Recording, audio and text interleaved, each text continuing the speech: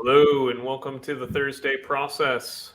Thank you for joining us today. We're going to get started in just 2 minutes time, so 2 minutes past the half hour wherever you're hailing from. So if you want to grab that final cup of coffee or pen and paper, something like that, now's the time. We'll get started in 2 minutes. How's the weather in North Carolina today? You guys getting the heat wave coming in? Great right now.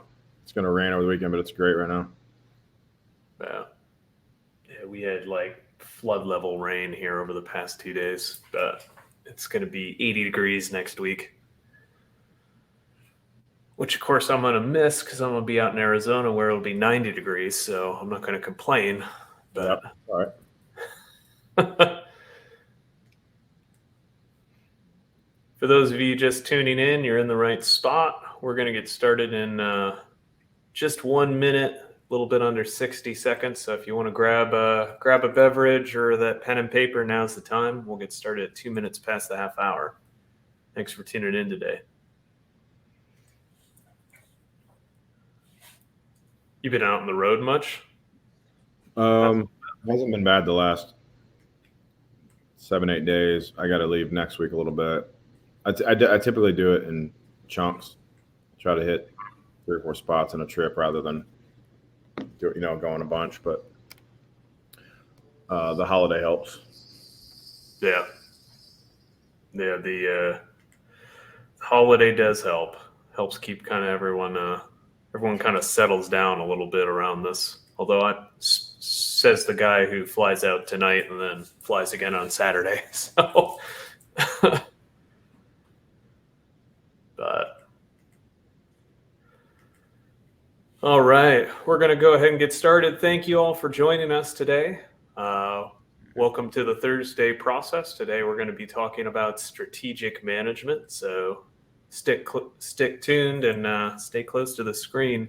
A quick disclaimer, presentations on the Thursday process are intended for educational purposes only. They should not replace independent professional advice or your own personal judgment. Statements of facts and opinions expressed are those of the participants individually. They do not represent the opinion or position of their employers or any sort of certifying bodies. Nothing on Thursday process should ever be considered legal or financial advice. We're not lawyers. We're not accountants. Go talk to those individuals if you have questions in those realms. You may be watching this on demand. Today is April 6, 2023. It's 11:32 Eastern Time. So if you are watching this outside of that time, please consider that the information has not been changed or updated since the original broadcast. Quick little bits of housekeeping. There are polls in the Thursday process. For those of you who have been tuning in, they are the same polls week after week. It's really helpful when you answer those polls because that's what lets us know how to recruit and what type of content to plan out over the next quarter. We're going to be taking a break after this presentation for most of April while we recruit for the next 90 days worth of shows. So thank you very much for answering those polls. If you have questions, don't be shy. Don't hold them back. There's a Q&A section up at the top. Just go ahead and ask a question. It'll pop up right on my screen, and I will put it into the conversation as we go through. So please do that. Last but not least, there's the handout section. The process we're going through today is available for you to download. I would encourage you to download it. It's quite a detailed document, and there's a lot of really good information on how you can utilize this process in your own organization there. Without further ado, a couple of quick introductions. I'm Ian Richardson. I'm one half of Richardson & Richardson, along with Carrie, my business partner and wife. We are a strategic consulting and go-to-market planning organization. Before that, I ran a managed IT company for about 16 years and sold it then at 21. Today, I'm joined by my friend and absolutely a personal hero of mine, Jason Baker from Paterson Center.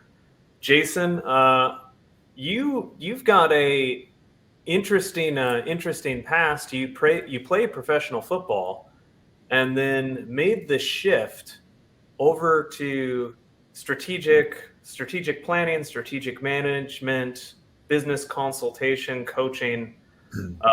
etc. You're a graduate of the Tippy School of Business and went through the executive program for business management and entrepreneurship at the Wharton School of Business at Penn U.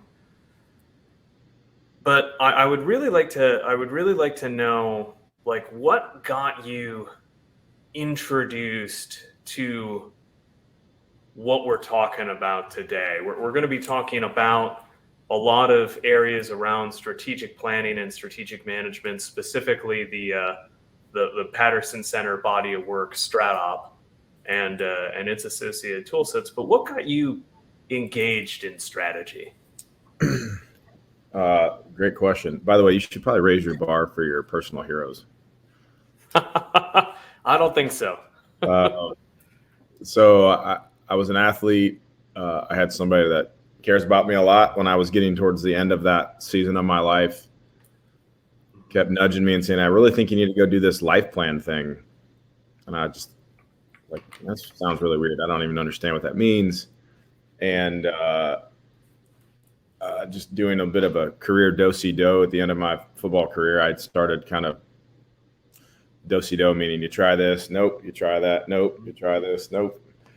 And he just kept nudging me, and I got on an airplane and flew to Denver, Colorado, drove up to Louisville, Colorado, near Boulder, and I went and hung out with a guy named Pete Richardson for 2 days and sat in his basement with my wife and had call it a game-changing, revelational, whatever you want to call it, moment where I had all of this clarity about the direction of my life, what I wanted to do going forward from there, what that looked like for me vocationally and otherwise. And so that actually going in, and Pete Richardson was the owner of Paterson prior to my ownership. He became a mentor of mine then, and that gave me a lot of clarity on walking out a vocational route that led me down the path of a consulting practice that ultimately led me back to Paterson. LifePlan is another intellectual property set inside of Paterson. StratOp is also one, which is what we'll be talking about. But I was effectively brought down this path by this path, if that makes any sense at all to anybody. Yep. No, I completely understand that. I got introduced to StratOp back in my past by a good friend and a mentor, Israel Lang, who implemented StratOp for my old IT practice, and then throughout going through multiple iterations and kind of spinning around the wheel, which for those of you who are following along, if you look at the process overview picture, you'll see the process we're talking about is circular. It's a cyclical process. You will kind of spin through it. After going through it 3 or 4 times, I did the same thing. I went out to Denver and I went in a guy named Michael's basement and hung out for a couple of days and went through LifePlan. And what dropped out was diving into this. So it was that's an effective tool at finding people who really want to lean into this. It's so diving into that. I do want to start with the very first step, which is kind of rare when I do these process talks, but I do want to start with the very first step around perspective, because I find week after week, month after month, year after year, I'm leaning more into the conversation of perspective. And what the first step asks a big, broad question: where are we now? And I guess, what are some of the key ways you found that the use of perspective can be helpful when you're trying to think about managing strategically in an organization, or even as an individual or a team in an organization? And what's the value of really gathering perspective first? It's a good question. It's sort of an X factor in the Paterson StratOp work, and that's we have 9 principles. Call them ground rules. And the first one is perspective before planning. So the first element of perspective is if Tom was sitting here today, Tom passed away almost 6 years ago, but he sitting here today, he'd say it would be completely foolish for you to even talk about how to move forward or where to go if you don't actually know where you're currently standing. And so we have to gain perspective on where we are and how we got there before we ever talk about moving forward. And I think that makes it makes complete sense when you say it that way. If I asked you, hey, where should we go on this map? And you put an X, I want to go up here. Great. But we don't actually know where we're standing. It's kind of foolish to talk about a route there, right? That's an obvious thing, right? Yet many organizations do just that. They prematurely plan. They start laying out a roadmap to where they want to go. They don't even know where they're standing. There's a lot of perspective tools inside of the StratOp intellectual property. The other benefit of it is once you really know where you are, there's actually a clarity that comes from that. And the routes is typically not nearly as complex as it may seem at the beginning. But another one of our ground rules is that the truth has to set us free. And I know that's kind of cliche, but in this case, the amount of truth that you bring into your perspective conversation is inversely related to the degree of delusion we have going forward. And so if we have to get to a place of truth about where we are and how we got here, that can sometimes be challenging conversations, but they're very fruitful because it keeps us from trying to move forward from a place that we in fact aren't really at, if that makes sense. And so taking the time to do perspective is how we avoid the first fatal flaw. So don't prematurely plan, get great clarity around where you are and how you got there. And then the second one is when you have those conversations, you have to protect and guard for truth. Every non-truth that lives in that conversation is delusion on the other side of the equation. And so push hard for that to be really clear. And with our clients and with ourselves, Paterson, as we jokingly say, we're barbers that cut our own hair. We use StratOp on ourselves, which is a challenging thing to do actually, because it gives me a great empathy about what it feels like to be one of our clients. But we always have to push to having really healthy dynamics amongst our leadership team so we can talk very plainly and honestly about what's going on in the organization. So perspective's huge. I love that focus on the truth and kind of getting people on the same page, and the inverse relationship really resonates with me. So we're talking about those core 9 guiding principles. For those of you following along, if you scroll to the bottom, I've got them labeled out as best practices. These are the best practices when adopting a strategic management system. And one of the concepts, the very, very first practice is, hey, we got to manage the whole of an organization. And having those conversations around truth, have you found it that when you get someone in there, so you might have an organization, a lot of folks on this call, you might be the single owner of your business, or maybe it's you and a business partner, or you and a couple of business partners, but there's a few groups, an individual or groups of individuals who have ownership of the company, but then there's many more individuals who are leaders without ownership. And that middle tier, they'll have different perspective about, hey, this is what's going right in our business and this is what's not going right in our business, versus the owner. The owner might think, hey, this is the way, and we should be able to do this because, hey, we should be able to grow to this way. But you might have someone in operations, in finance, in customer service, in sales who says, that's great, but what about this huge, massive problem, this massive pit full of spikes that we got to scale to do what you just said we're going to do in the next year, 2 years, 5 years? Yeah. Have you found that perspective is could you talk about perspective and team alignment? A common thread that I hear from a lot of the conversations that I have with folks who might be on the call is, hey, I don't understand why we're not rowing in the same direction. So one of the beautiful things about the methodology we use is, first of all, it's Socratic in nature. And so we're not walking in and prescribing solutions. We're using the intellectual property to pull the content out of clients. If we have the right people in the room and we get them to answer the right questions, we're going to get the content we need. When it's done that way versus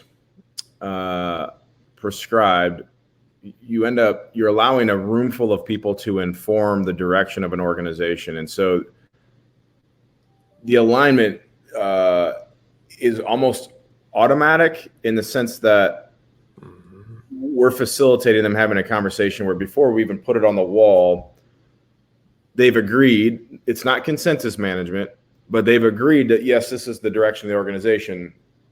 To get there, typically, a healthy leader allows everyone to speak into it. So everyone is heard, and then the leader at the end of the day has to say, we're going right or left. You may be one of those people in the room that said, hey, I wanted to go left, and you said right. But if I'm going to be part of that team, I've got to realize, like, I was heard, the leader got full perspective, and the leader made a decision. It may be with or against what I said, but once that decision's made in a healthy team, I'm grabbing my paddle and I'm rowing. So that's one element of alignment. If you get people to contribute to it, I don't have to worry later about buy-in. If I've provided through the process authorship, buy-in's not relevant later. So if I get the right room full of people and have the right conversations, you end up earning the alignment, if you will, because you provided authorship. I hope that makes sense. So I don't need to go out later and go, hey guys, let me sell you on this great direction we're going as a company, because you guys were in it and you got to inform it, and you may have contributed to it, or you may have made a minority report, so to speak. But either way, that's typically, there's almost a cultural uplift when the leader brings a group of people in and says, help me choose the direction of my organization. And we typically don't have a lot of problems with the diplomacy on the backside of that. Yeah, that's that was definitely my experience at my old shop when we first did the very first plan we built. We sat down in a room for a few days, and a bunch of perspective got on the wall. And there was some pretty reasonable conversations around, well, hey, why do we have to change from this? There were some cultural conversations, some conversations around how we operated, and embracing more of a procedural approach or a process-driven approach versus we call it the Wild West. And when I look back at the history of that organization, I lovingly refer to it as the bad old days. Before things got serious, but through those conversations, everyone did get heard, and there was the ability to say, like, hey, we don't have to compromise finding enjoyment and satisfaction from work, but we do have to embrace this fact that, like, here's the negative outcomes of some of these behaviors that have to be solved for. Sure. And so you hit on another part, which is around vision, and a really common thread that'll come up is, you know what, like, I've got a team, we have a good management cadence, we solve problems, we're able to talk to each other, we're able to execute when we set a plan, we're able to, we know how to hold ourselves accountable. So there's a lot of this business operational maturity that's developed in a company, but what'll bring them into the fold is, hey, like, I understand how to do process, we understand how to execute, but I've got a vision and I don't know how to communicate it. Or, we could go in 5 different directions and we don't know what's next. And there'll be this conversation of, like, where are we headed?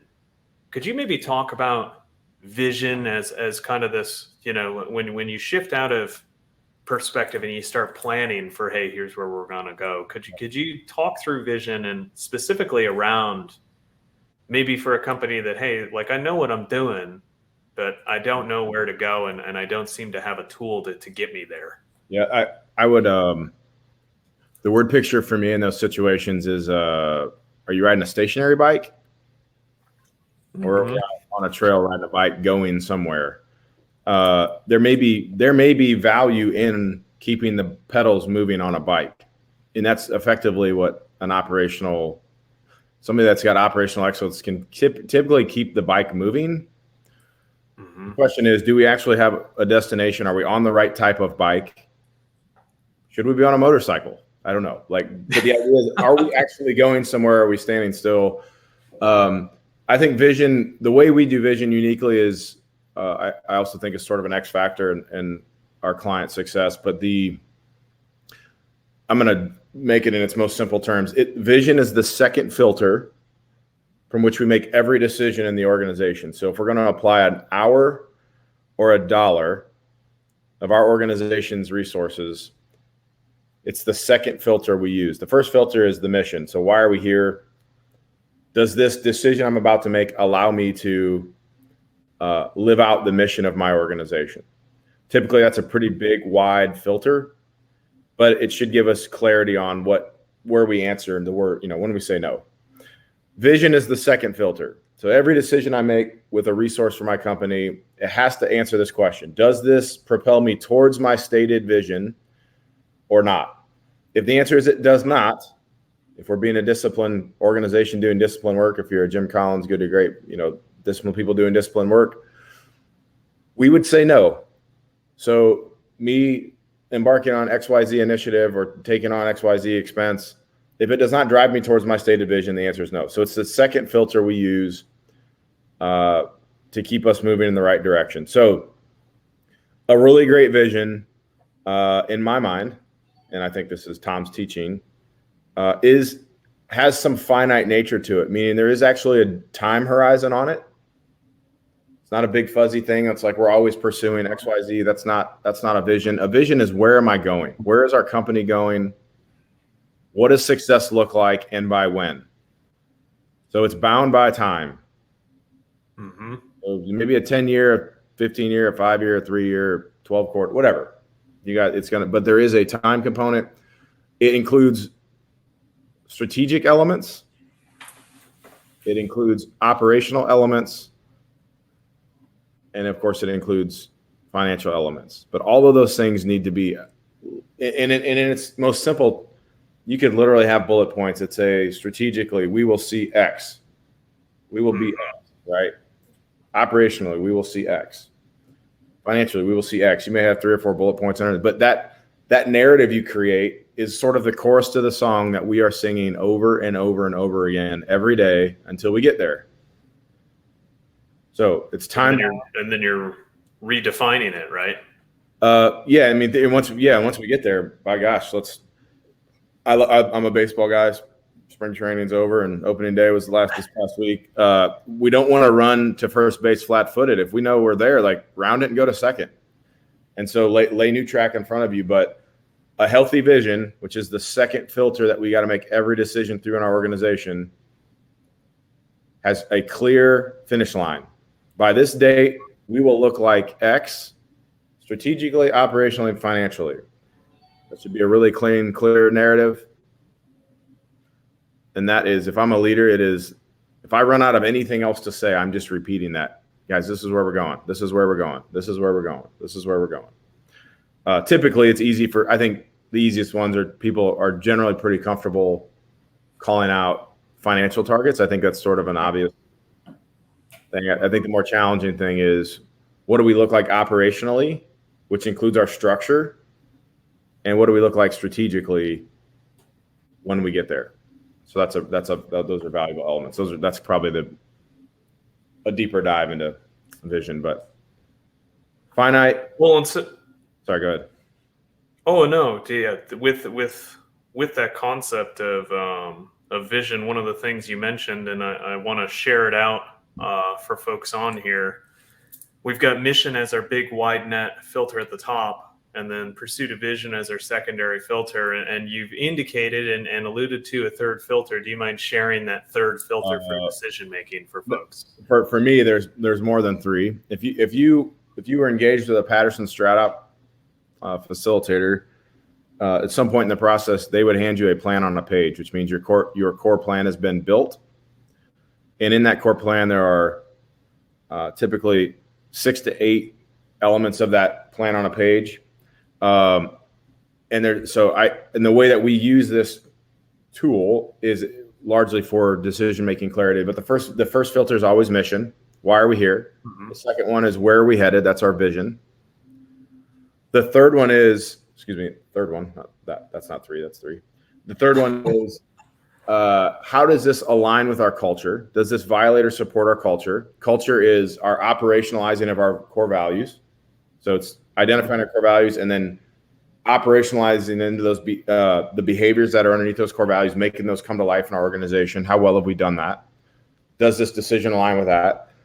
The next one is, does this actually serve our core strategies? So what are the unique ways that we're going about making this vision come to life?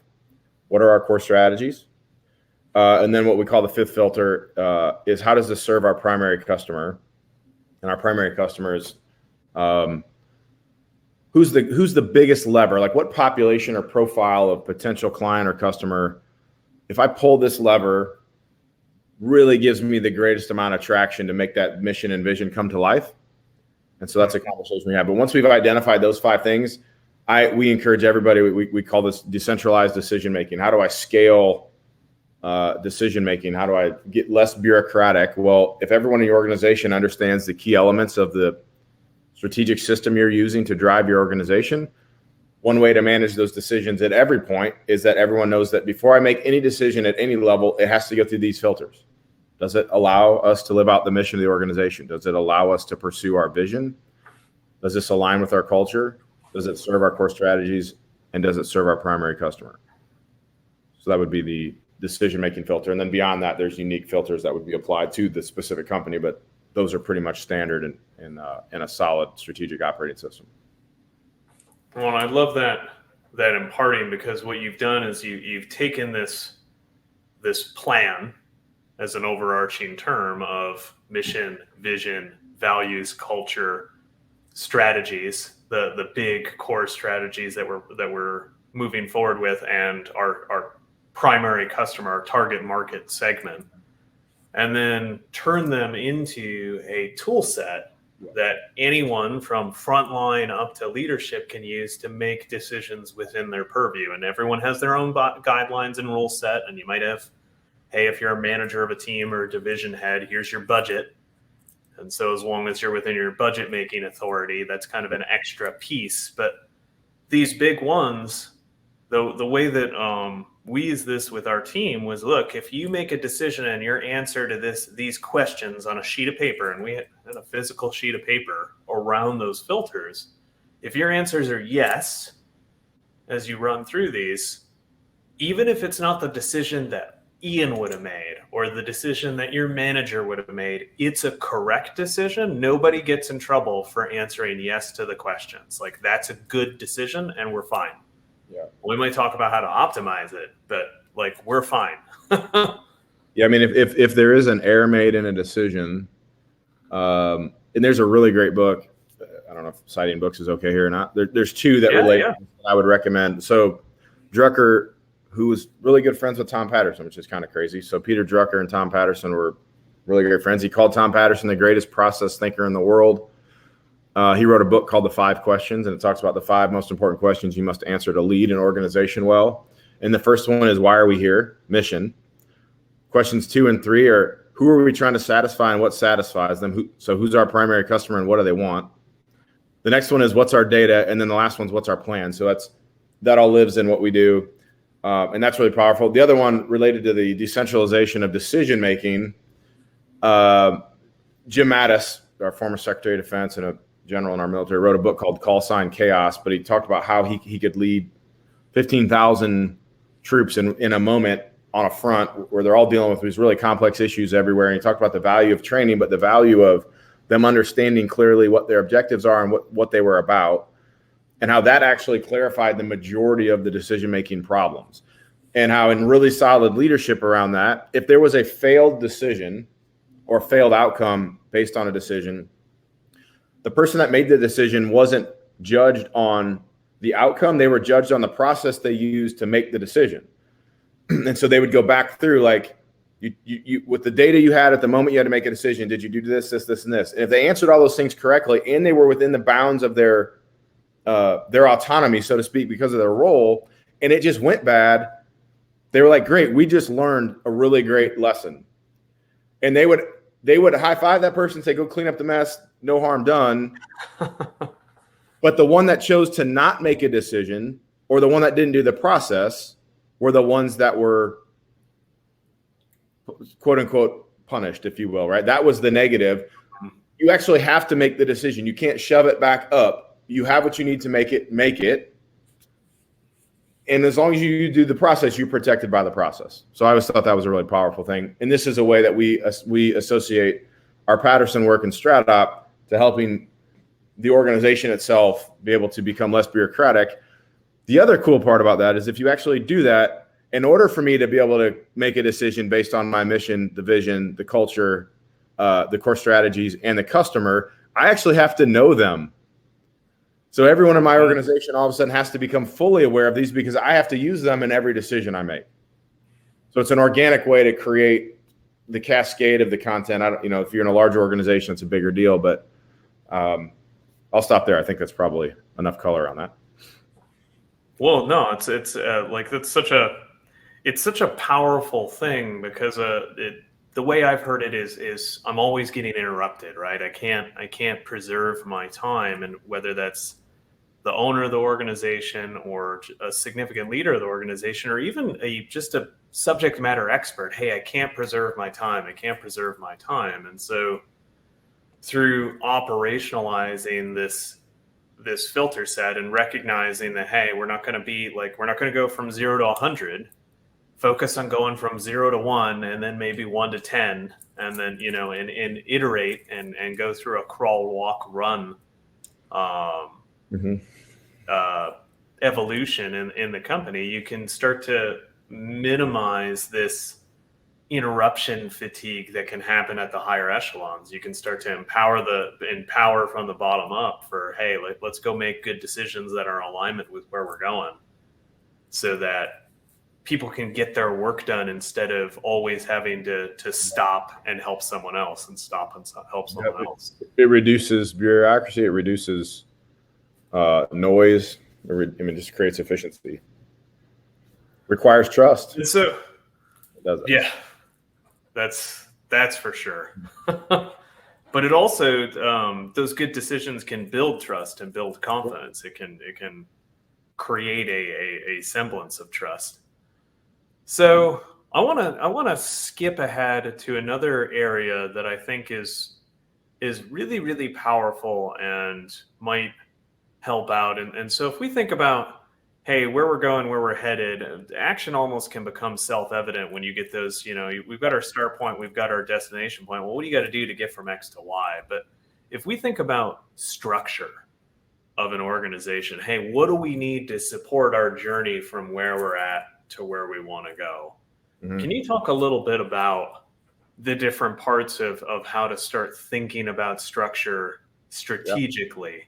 So Tom called out 2 fatal flaws in this work, and one was premature planning. And ironically, I didn't know you were going down this road, but ironically, the other one is what they call form must follow function. So before we talk about what we look like as an organization, how we're shaped, what roles people have functionally and tactically speaking, before we can even have that conversation, we have to be able to answer the question, what is it we are trying to do? Like, what is the activity or the things that this organization will be doing? And then we talk about what the machine looks like to make that happen. Not been doing this too long, but I've been doing it long enough that I've worked with a lot of people. It never ceases to amaze me how quickly, like, really, really significantly accomplished leaders can do a whole bunch of stuff, and they will make structural changes the way we scratch an itch. And it's a static, solve my current problem thinking.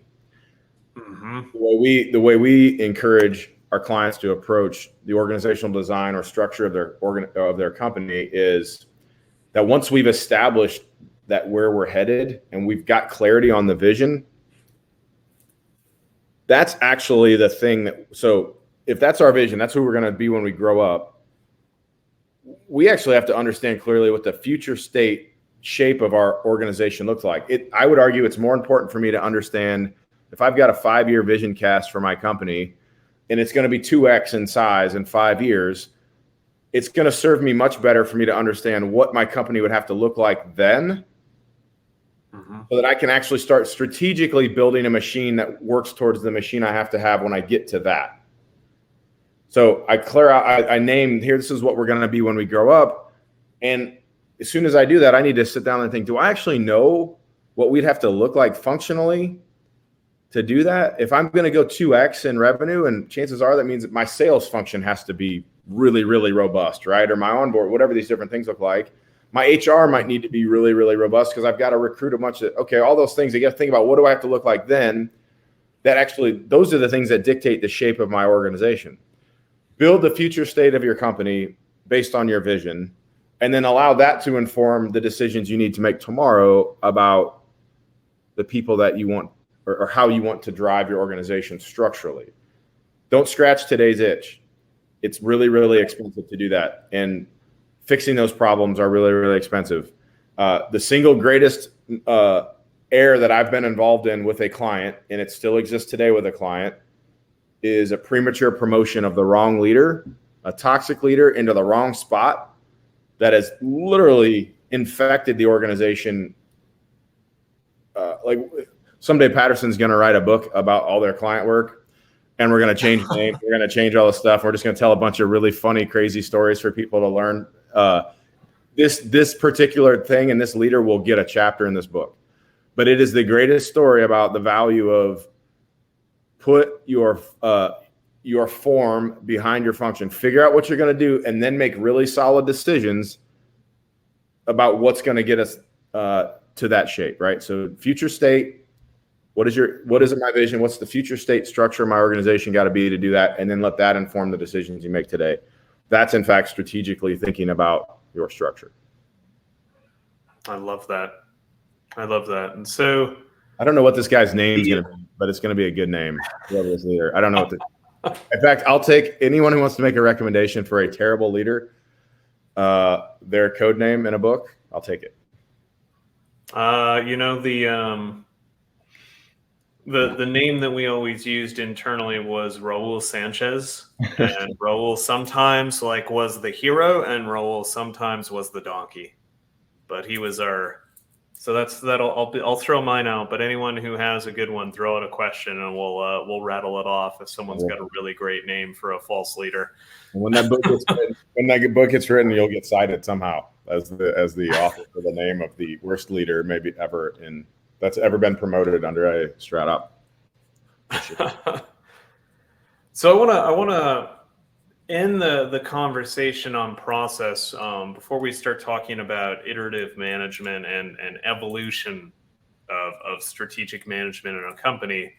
I want to talk about the concept of renewal, which this is the sixth stage in the process wheel for those of you following along. And this is around answering the question of what must change. But as we're going through, nothing stays static. So as our organization adopts this process, this strategic way of managing and thinking and planning and gathering perspective, everything else isn't static too. Our clients are changing, the community's changing, our competition's changing. And so can you talk to us a little bit about how people might be able to recognize that it's time to perhaps pause and reevaluate what we're doing? Yeah, so I think the first thing people should probably understand is that if you try to do anything strategic, in my mind, if you do it in a static fashion, it's probably a little bit like buying a phone. Like the clock's immediately ticking before you get home on when your phone's no longer that cool because so much stuff is changing. This type of work, us installing strategic operating systems into organizations, is evergreen and dynamic. It is not a static event.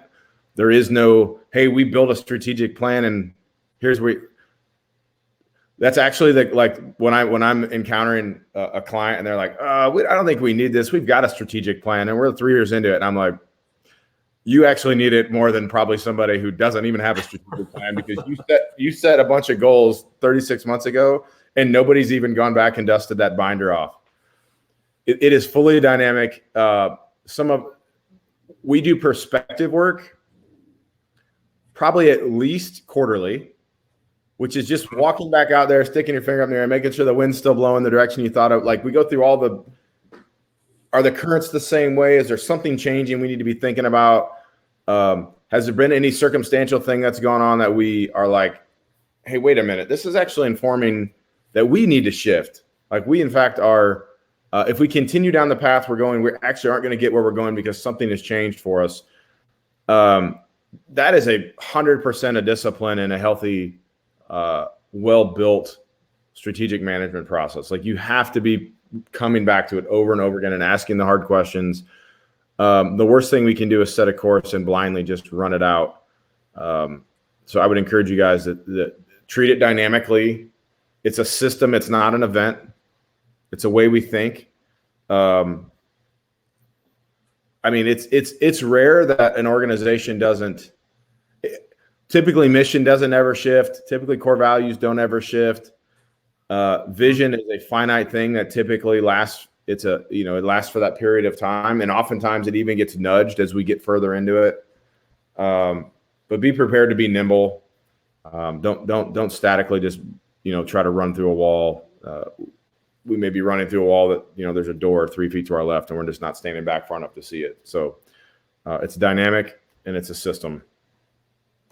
Well, I love that analogy that, hey, if it feels like you're trying to break through a wall, maybe look to your right and left and kind of think a little bit outside of what's right in front of us, because there could be that door, and maybe you have to kick the door in, but that's easier than busting through cinder blocks, and maybe the door is unlocked. There's walk on through.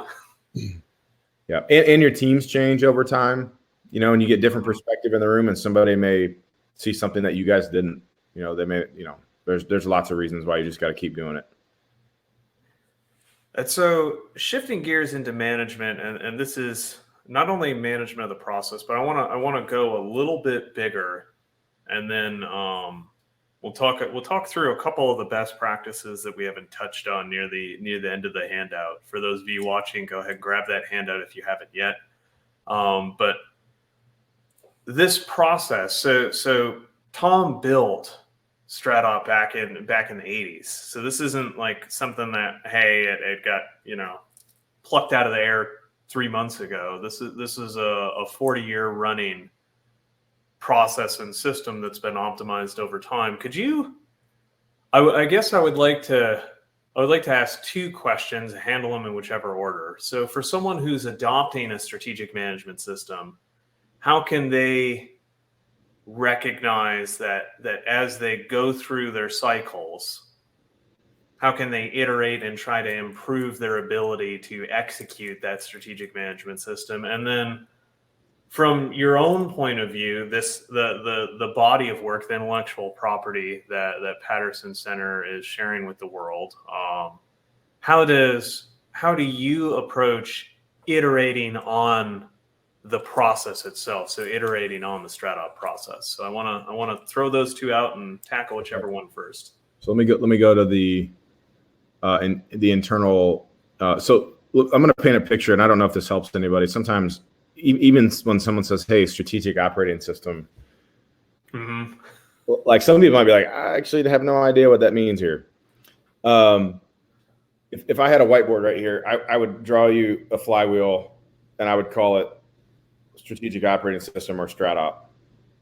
And if we keep this thing and we uphold these disciplines, we have clarity about where we're going. We're managing our culture. Our structure's solid. We're pushing through those core strategies. We're honoring our mission. We've got clarity of vision. All that stuff exists. That stuff will spit out content that comes over to this other wheel that we call our business model. That's what we're doing. That's what we're taking to market, what we're selling, product, service, whatever that is. And then obviously that informs our budget. If we channel the information we need in the data into our strategic operating system and let that form our business model, which then will inform our budget, I think people will start to grasp the discipline that this creates. This is the single source of truth.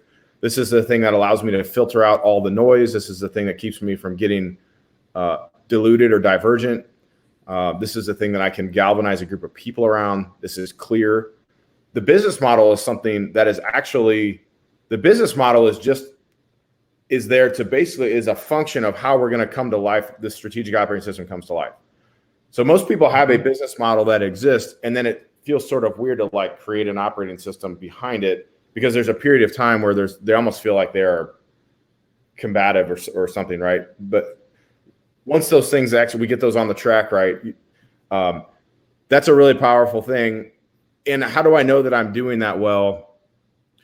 So we measure at Paterson, our ability to serve a client is based on one thing only, and that is, are we helping a client get traction towards that vision? So when they said, by this time we are going to look like X, this is what the finish line looks like, this is where we're headed, our team is solely focused on, are they getting there?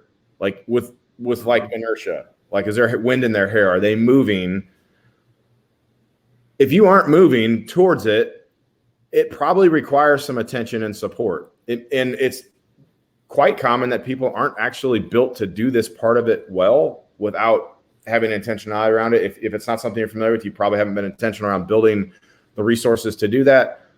It would actually be weird for us to think we could be gaining traction.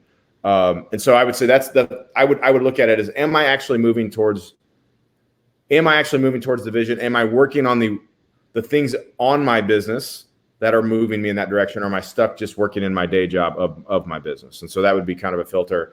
The biggest thing to improve on your ability to be successful with a strategic operating or management system is making sure that you have time to stop doing your day job every day and to go work on the business. Like, I need you to put the buckets of water that you're pouring on the fires in your front yard, I need you to put the bucket down long enough to go start laying the bricks on the fire station that will put all of these fires out over time. Like, we've got to be able to do both of those. We can't ignore the fires we have, but we can't get so focused on those that we don't actually build the strategic thing we need that will allow us to be bigger, better, faster down the road. So I think is that all right for the first question? Yep. Okay. 100%. And repeat the second one to me real quick. So just and like a quick overview, how does Paterson Center improve pursue iterating its own process? So we actually, I said earlier, we're barbers that cut our own hair. We actually have a couple people that are fully inside of our organization that are actually solely focused on our internal processes. How efficient are we being? What needs edited? Are we being consistent in our deployment? So we're always reviewing that, because obviously if you're thinking about it, most client service organizations, margin is built through efficiency. And so we capture that. But a lot of times what we learn from working with our clients, that there are things that make a lot of sense in the book, and they're great in the classroom kind of thing. And when you get into the nuts and bolts of it, there's some translation issue maybe there's turning it into a tactical process for someone to execute is a challenge. And so a lot of times we get into like, all right, what did we just learn from this past client? We do some postmortem work and realize, next time we do X, Y, Z, we're going to bring this to it and explain it this way first. But we are constantly doing that. The efficiency and effectiveness of our processes is actually, it is the key to our business health. It's the key to our margin. It's the key to, and quite frankly, the key to the success of our clients. And so we literally have people on our team that wake up every day and they live in that. Most recent hire we made, really talented person, brought in. They asked me what does success look like for me in my role, and my probably way too generic answer was that if our company is clearly becoming more process dependent than people dependent, you've been successful. So are we refining what we're doing so much that it doesn't matter who's doing it. But it's just such a rock solid process. I don't know. Does that help? Does that get after that a little bit, Ian? No, yeah, that's a huge bellwether. And I just want to repeat that the goal is that if we're able to replace a person with someone else, if the process is so rock solid that the person, quote unquote, doesn't matter. People matter, and so I don't want that to be the soundbite that anyone might clip for themselves, but that we're not person dependent. It's a system dependency, a process dependency that's success. I love that. Yeah, and the reason why that is success is if you're trying to scale. So Otterbox very successfully has used StratOp for a long time. I think since 2006, maybe. If you were sitting with Kurt Richardson, he would say people don't scale, or like people don't lead organizations at scale. People can come up with best practices, and those can be created. We can build processes around them, and we can design systems around those processes. Those systems are what drive and lead scaling organizations. People can manage systems, but if you want to scale, it 100% requires systemization. We only have, depending on how well you sleep, you've got, 14, 16, 8, whatever it is, waking hours of the day. You've got a lot of other things in your life. We have limitations. We have to, that's the only way to scale. So I'll leave it at that. Yeah, you can't end up buying more time. And so I want to shift gears on this, and we've danced around the topic, and then there's a couple of questions that came in which I'll stitch in, but just take a couple of minutes. And so you've mentioned Paterson Center and what you and some of the impacts and what we do, but I just want to take an opportunity and take a couple of minutes and really drive home, who is Paterson Center and how can you help people who might be watching this content? The quick answer is we're a boutique consulting firm that's 50 plus years old. I'm a third generation steward of that company. Our sole goal is to help people get where they're going. And that's whether it's through our LifePlan work with individuals and families, or through our StratOp work with organizations. How do we help people get from where they are to where they want to go? And so we have sort of smaller scale engagement all the way up to our full foundational engagement. We also leverage the resources and support of people who choose to use this intellectual property in their own private practices outside of Paterson. But yeah, does that answer it? Yep. That's people like me. Yeah. I am a proud part of that independent group of folks.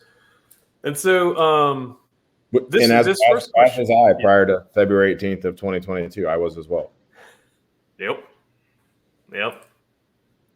So this first question is a personal question. Then I have another one that stems around vision. So, but on my end, one of the best practices is this concept of breakthrough being horizontal. And so to define this really quickly, verticals in an organization might be departments or teams, the silos. So a lot of folks who are watching this are in the IT space. So you might have a sales team, and you might have a reactive or a technical support team, and then your project guys who go out and do big high dollar work, and then you might have some administration or whatever. There's these verticals. And we're talking about breakthrough being horizontal. And I was wondering if you could maybe take a little bit of time about what we're talking about when it comes to breakthroughs and what we're talking about when we say horizontal. Yeah, so I'm gonna try to do this story as quick as I can. So, we talk about doing work in cross-functional teams. That means adding perspective to the room, not adding people and voices to the room. Adding additional voices and perspective from the same silos or verticals typically does not contribute to increased perspective on a team. And so when we build teams to get things done, we try to build them cross-functionally so that when we actually have those really healthy truth-bearing conversations, that we're actually getting full perspective. I'm going to tell one story that, so we work with the largest school district in the state of Indiana, public schools. They had made the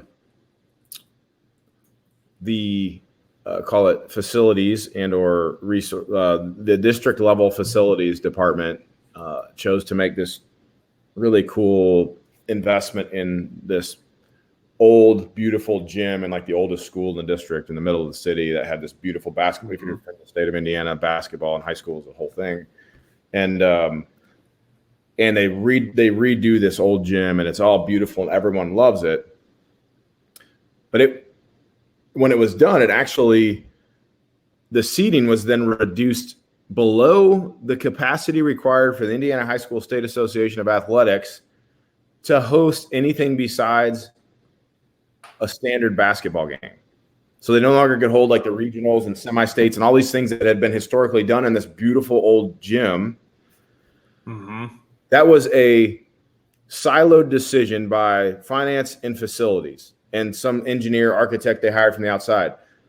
No one at any point even talked to the athletic director, a basketball coach, the district level athletic. None of that was ever consulted. There was no cross-functional team. Had they sat in a room, finance, buildings, athletic director, basketball, all those people, they would have sat in a room like, oh, this is awesome. By the way, don't forget, we've got to be 2,500 seats. Or so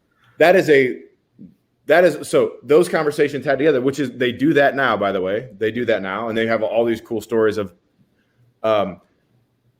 that's where the cross-functional breakthrough happens, right? I've got finance, facilities, call it client-facing, boots on the ground stuff. They sit together and they say, guys, let's talk about this whole thing, and then let's go deploy our resources. A lot of high fives happen after that. The other interesting thing is what felt like maybe stripping autonomy away from the finance and building and facilities people, they were actually quite relieved because they actually didn't feel equipped to make the decisions they were having to make. So they actually welcomed it, and they were embarrassed by the outcome, but they actually welcomed the thing. So I don't know if that's a good story about. Oh yeah, no, that's if we had just talked to some of the people who are going to be using the space, we could have gone, oh well, we need to like our seating's low. A 1 hour meeting probably fixes that, right? Yeah. Yep. Just it almost the concept, the power of like, hey, having one more conversation before you sign on the line or take action could really change the course and the outcome. And so the next question on this, and those of you watching, go ahead and throw them out. But around vision, the question is, and I'll have a book recommendation if you don't mention it, but how often do we need to communicate vision to our team before they get it? I was just listening to if you guys have read the Measure What Matters. I'm sure you guys have probably read that. If not, Doerr wrote it. Doerr, I think is the spelling of the author. Talks about the time you're sick of telling people something is about the time they might start beginning to hear it. So to me, vision is something that is, you probably can't repeat it too often. I don't know. I don't have any clients that fail that way. I have many that fail the other way. So I would say how often can I talk about it is the answer. Whatever I'm capable of doing, that was probably the right answer. But I do think more is better on that one, almost in every case. If you run out of everything else to say as a leader, just keep repeating the vision or keep repeating to everybody where we're headed. I love that. And a quick book recommendation on that is John Gordon's The Energy Bus, which is there's a couple of different concepts talked about that, but really it's around as a CEO, one of the things once you start thinking in vision is cheerleader in chief is the way to describe that you're kind of cheerleading that vision and what the future looks like and rah team and here's where we're going and here's progress we're making towards the vision, etc. But just get used to being the cheerleader in chief, because that's the chief communication officer is really bigger than the like communication's far more than execution, right? Your team's going to be executing on things. You need to communicate with your team. So we've got just under 30 seconds left, Jason. So what's a final thought to take everyone away? Get clarity on where you're going at all costs. Figure out exactly where you want to take your organization. Make sure you know where you're sitting, and then get your people wrapped around that. That gives you a good shot. We can help. Ian can help. But if you don't have absolute clarity on where you're headed and absolute clarity on where you're at, it could be tough. But you can get those things. So I would encourage you to do that. Thank you again for joining, Jason. Appreciate you.